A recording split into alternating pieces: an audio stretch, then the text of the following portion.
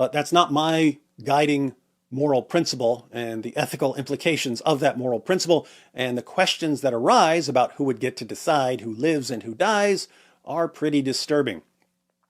But what if we ignore ungrounded ethical theories and we just focus on the lives of the children and their impact on the world? Reed had an extremely tough life. But apart from times when he was actually in pain for some reason, he was almost always happy and smiling and dancing. He didn't complain. He would occasionally get annoyed, but he definitely didn't share the pessimistic attitude toward life that consumes these enraged Twitter critics. In fact, in spite of his disability, Reed was happier than his haters seemed to be. Why is MTM on the verge of being cured? Not too long ago, no one was researching MTM because kids who were born with it, and there weren't many of them, all died. There wasn't much of a reason to try curing a disease when no one had the disease because everyone who got it was already dead. But then, due to medical advances, the babies started surviving and parents started fighting for their kids and convincing medical researchers to start working on MTM. This disease is going to be cured because there are kids like Reed and Paley whose parents are fighting for them. If parents didn't fight for them, parents just let them die, the disease would never be cured. So either this generation of kids with MTM will be cured or the next generation of kids with MTM will be cured. Either way, it's specifically because parents didn't just let their kids die that future generations won't have to die. Some kids have tough lives now so that kids in the future won't have to. What about the impact these special needs kids have on the people around them? When Reed was still really young, he started randomly pulling out his trach tube. Now, that's what he breathes through. He would look around and all of a sudden yank it out and toss it like he just didn't want it, and we'd rush to put it back in. I thought he was trying to get attention. But one day, one of my older sons, who was still pretty young too, said, maybe Reed is realizing that he's different. Maybe he's pulling out his trach because he wants to be like the rest of us. Maybe we should wear trachs when we're around Reed so that he won't feel like he's different. He meant that we should cut the ends off some trach tubes so we didn't have to actually insert them, and then wear trach collars when we were around Reed so that Reed would think it's normal. What was going on there? That was the son of a psychopath figuring out ways to help his little brother and teaching his father about showing creative compassion. Back in 2013, the Make-A-Wish Foundation sent our family on a trip to Disney World. We spent a week there. Taking 2 kids with MTM on a week-long trip is a lot of work. They have a ton of equipment, and when you're out all day with them, you have to bring everything they need for the entire day, plus emergency supplies in case something goes wrong. It's a lot of stuff. So we had to tell our older kids, listen guys, this trip is mainly for Reed and Paley. They don't get to do a lot of really fun things. So this is mostly for them. And you two are going to have to spend most of your time at Disney World helping us take care of your brothers. Our older kids were still pretty young, so I was wondering if they were going to be resentful. They were in the most fun place in the world for a kid, and they had to spend most of their time there pushing their brothers around in wheelchairs or carrying supplies. Now, there were times when we said, okay, we'll stay here with Reed and Paley while you guys go on some rides, but most of the time they were helping take care of their brothers. And they never showed the slightest hint that they were at all bothered by the fact that other kids were running around playing while they were helping their brothers. They were happy making sure their little brothers were having fun. You see this sort of thing happen over and over again, and you realize that these special needs kids spend their entire lives making everyone around them stronger, more compassionate, less selfish. They constantly make everyone around them better people. It doesn't have to be that way. You could treat them terribly and become a worse person for it. But when you try to give them the best lives they can have, they force you to grow as a human being. I would argue that if you've spent your entire life making everyone around you better, you've lived a good life. My son Reed was always a blessing to everyone. And now, even in death, seems like he just blessed you with, let's face it, one of the greatest Christian videos ever made. I challenge you keyboard jihadis and atheists, again, I'm talking about the perpetually enraged atheist, I challenge you to have a better impact on the people around you and on the world than my son Reed had. But you won't be able to do it if all you do is sit around all day whining and insulting people on social media. What about the claim that we shouldn't bring up our religious beliefs when a son dies? A lot of atheists gave a thumbs up when someone scolded me for saying Reed went to be with Jesus. They do not want to hear anything about Jesus when someone's son dies. How did that work out for you, atheists? You should put me in a mall because I'm an escalator. My son died, and I turned the sad event into an epic message of hope and transformation. I wonder where I got that idea. Oh, it's exactly what God did. Would our atheist friends prefer hopelessness and despair? Not on my watch. My son's death led to insults and mockery from keyboard jihadis. I took the insults and mockery and transformed them into a glorious victory. I wonder where I got that idea. Oh, it's exactly what God did. See why it helps to know the plot? That leaves us with the claim that I shouldn't worship God if he doesn't give my son a properly functioning body. I did my doctoral dissertation on what's regarded as the most sophisticated version of the argument from evil. It's the Bayesian argument from evil. So I have quite a few thoughts about the argument from evil. I can share those some other time if you're interested. But since this was raised specifically as a criticism against me, I'll just say here that I understand when people who are going through terrible situations in life cry out, "Come on, God, why is this happening?" Some of the greatest heroes in the Bible complained a lot when things went horribly wrong. I get that. But at the end of the day, it's never crossed my mind to be anything but thankful for all my sons. Why would I hate and despise God when I'm filled with gratitude? Because some atheists on Twitter don't like it when I'm grateful? God gave his own son a properly functioning body, and that son offered up his body for my son. I can't bring myself to complain. Reed spent the first 6 months of his life in a children's hospital. All he ever saw for his first 6 months of his life were the walls and ceiling and equipment inside the hospital and the people who were there. He had no concept of life outside the room he was in. I was in California when Marie sent me a picture. The nurses had helped her put Reed and his equipment in a stroller so he could finally go outside. Marie rolled him out the door, and Reed looked up and saw the sky for the first time. And this little boy, who had only known the inside of a hospital, this little boy who had been poked and prodded and cut by doctors and nurses, was in total awe as he discovered that reality was much bigger and far more amazing than everything he had experienced in his room at the children's hospital. If this was his expression when he saw the sky, what do you think he looked like when he finally saw the face of the Almighty who made the sky?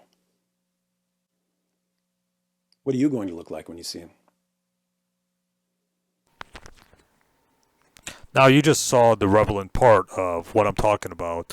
What I'm going to be talking about is is David Wood using his son's death to get attention for himself. Now there's a tragedy, or there's a I kind of understand where David Wood is coming from. He had disabled kids, and now I know, I'm not going to say it, but I know what it's like, or I know what the parents of disabled kids go through. I know it's frustrating because I saw it with my own two eyes, that it's kind of uh, it's a very, well, let's just say testing, or it's a very emotionally draining to have disabled kids. I understand that it takes a lot of work. It's more extra work on the parents, and I get that. So I kind of sympathize with David Wood when it comes to his disabled kids. So please, I'm not mocking his disabled kids.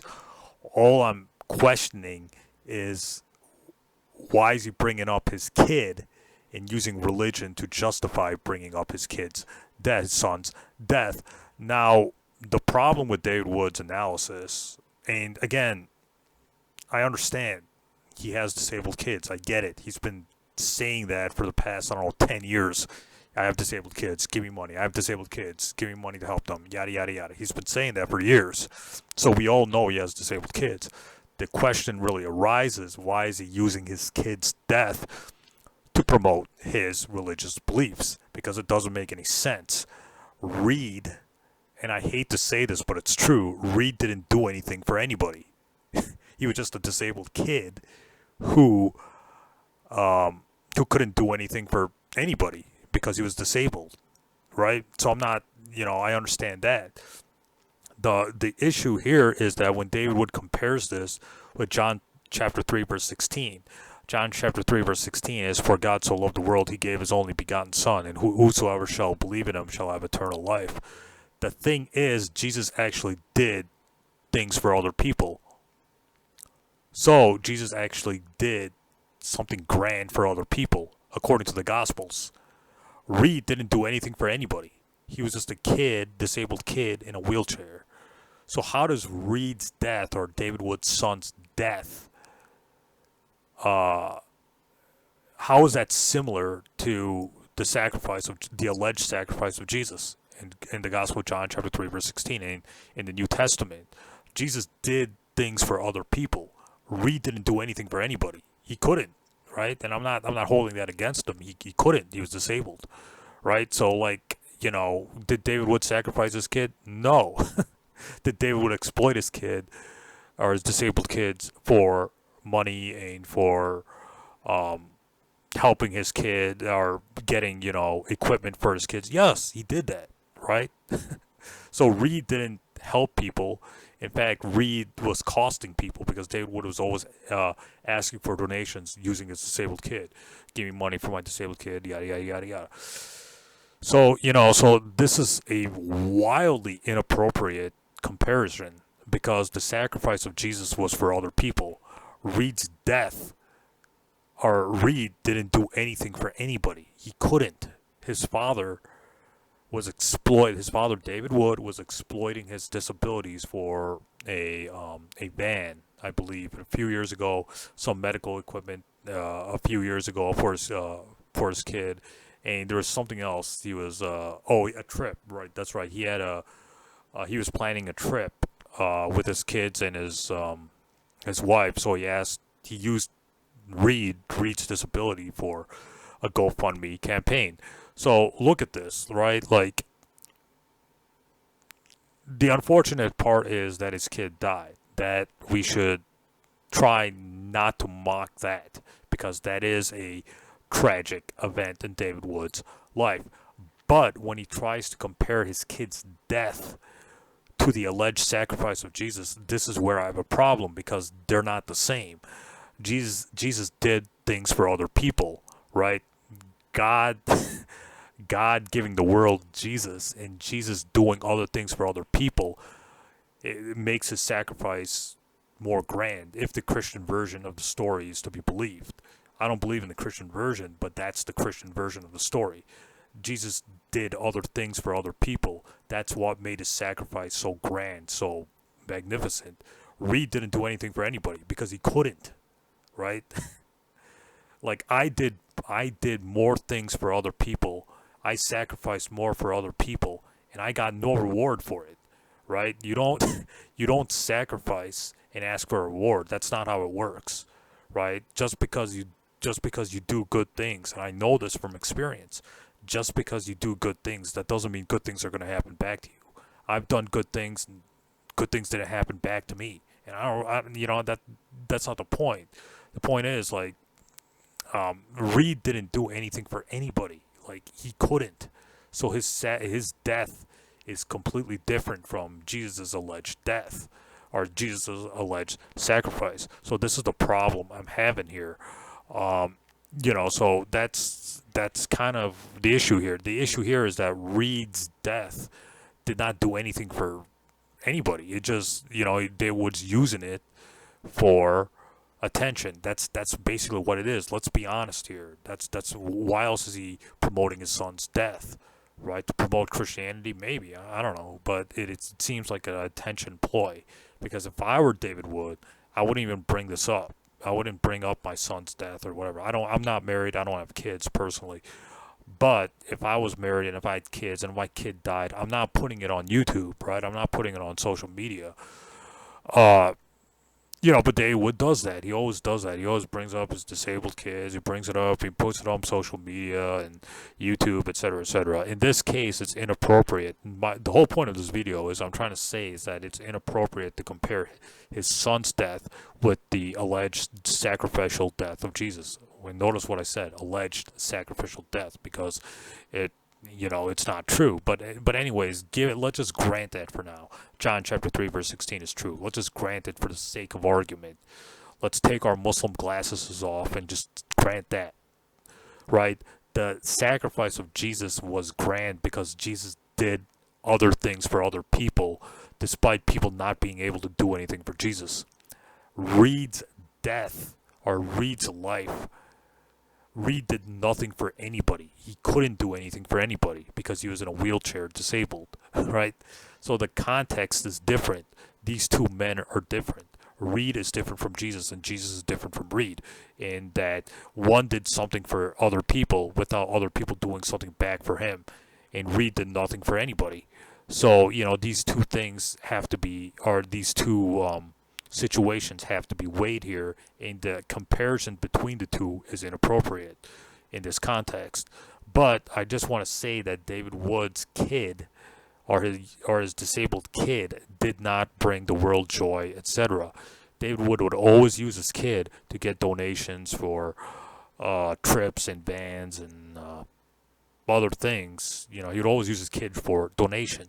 So you see the situation is different here, or there's a different connotation, or there's a different circumstances. One father used his kid for exploitations of funds.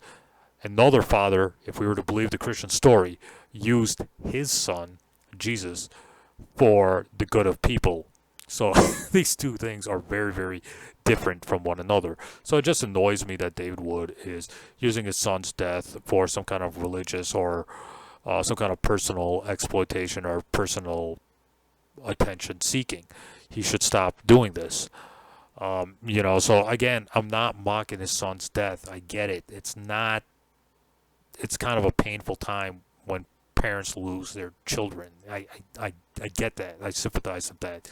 My problem is David Wood using his son for attention, whether it's exploiting his religious beliefs or comparing his God with his son's death, and exploiting his son's death for his own personal attention, whatever. That's the problem I'm having. But David Wood is like this. He'll exploit anything for personal attention or personal profit. He's done this in the past with GoFundMe campaigns, etc. So this is the problem I'm having. If David Wood wants to make a video celebrating his son Reed's life, fine, go ahead. That's good. Just do that, right? Just make a whole montage of your son, for whatever reason you want. That's fine. That's okay. But when you're comparing it with some grand gesture, when you're comparing it with religious connotations and using your son's death to point the finger at atheists and Muslims, saying, "Oh, you're mocking my son's death, but my son's death has a greater meaning," when it really doesn't. Disabled kids die all the time. Kids die all the time. It doesn't matter if they're disabled or non-disabled. You just go to the Middle East, you go to Africa, you go to any of these so-called third world countries. Kids die all the time.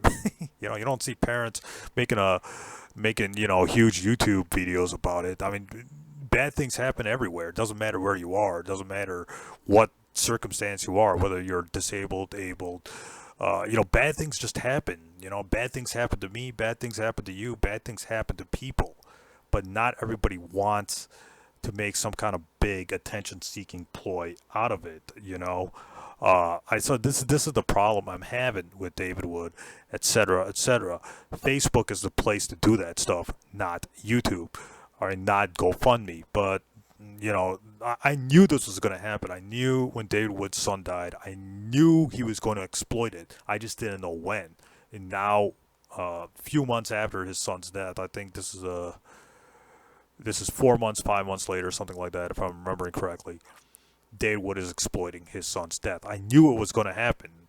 I knew it was going to happen. I just didn't know when. And now David Wood is making a big deal out of his son's death. I first heard about it when John McKay made a video, and he wanted to raise funds for the funeral. So I first heard about it not from David Wood, but from John McKay, that black guy who always supports David Wood. What Do You Meme, or whatever his YouTube name is. So one of David Wood's boyfriends, John McKay, or What Do You Meme, he made a video about using GoFundMe to fund the funeral for David Wood's son, Reed.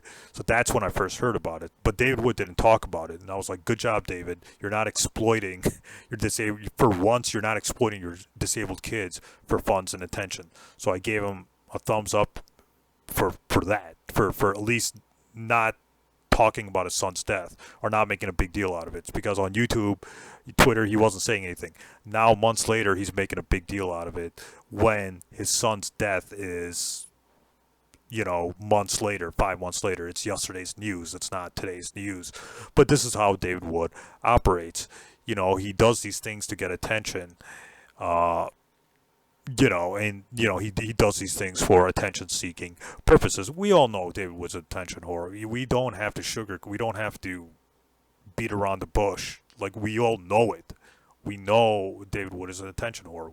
We know it. Like, whether you're a Muslim apologist or a Christian or an atheist, David Wood's an attention whore. I mean, there's no way around this. Him and apostate prophet Sam Shamoun, A-Plus and Sam Shamoun, not so much, but we all know that David Wood is an attention whore. This is a fact, right? This is a fact. So, like, we all know this. So I knew personally he was going to exploit his son's death. I just didn't know when.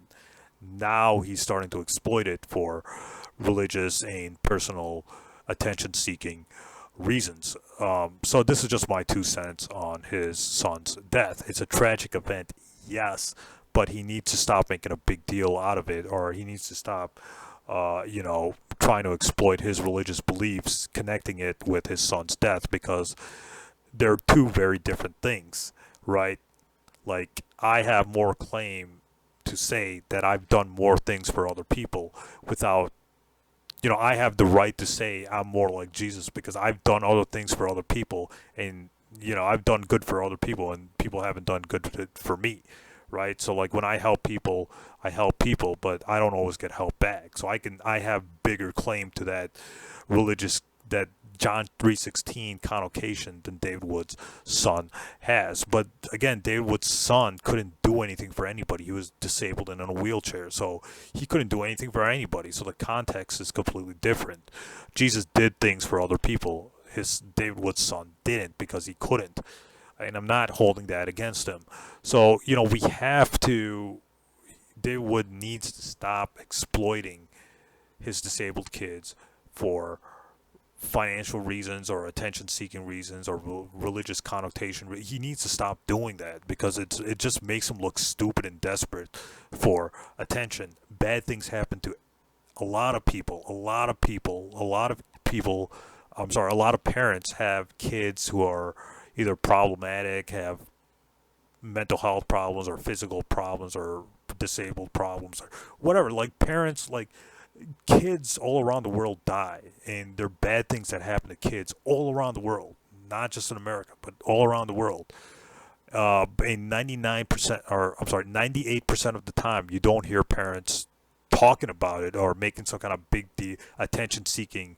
uh, attention seeking thing about it on social media or YouTube. You don't see that. But with David Wood, you see that because this man is so shameless and so desperate for attention that he'll use his kids or disabled kids to get the attention he so desperately craves. So this is the problem I'm having with it. It's sad to see his son die. It's not, I'm not a parent. I'm not married, so I can't say I understand what David Wood's going through, right? I don't have a wife and I don't have kids, so I don't like I can't feel I can't say I feel for him because I don't know what it's like because I'm single and I don't have any children, so I can't comment on a father's grief over his son. I can't emphasize with that. I can't say I'm not going to pretend like I know because I'm not a father. I don't know, right? I don't know, but fathers who are watching this video will probably understand better, than I will. But I know, what it's like to lose a family member. I know I've been there, but I never made a religious connotation. I never made a attention-seeking ploy because of it, right? I would never do that. For people's family members die all the time, but you don't see people making attention-seeking ploys out of it. Sometimes they do, but most of the time they don't. And this is the problem I'm having with David Wood. It's sad to see your son die, David. I get it. I don't know if you're watching this video, but it's I do sympathize, or I kind of understand the grief you're going through losing a family member. I get it. But when you try to use that death to get attention, whether it's personal attention or your religious beliefs, trying to connect it to get attention and all that stuff, this is the problem I'm having. And I'm telling you, David Wood, if you're watching this video, stop doing that because you're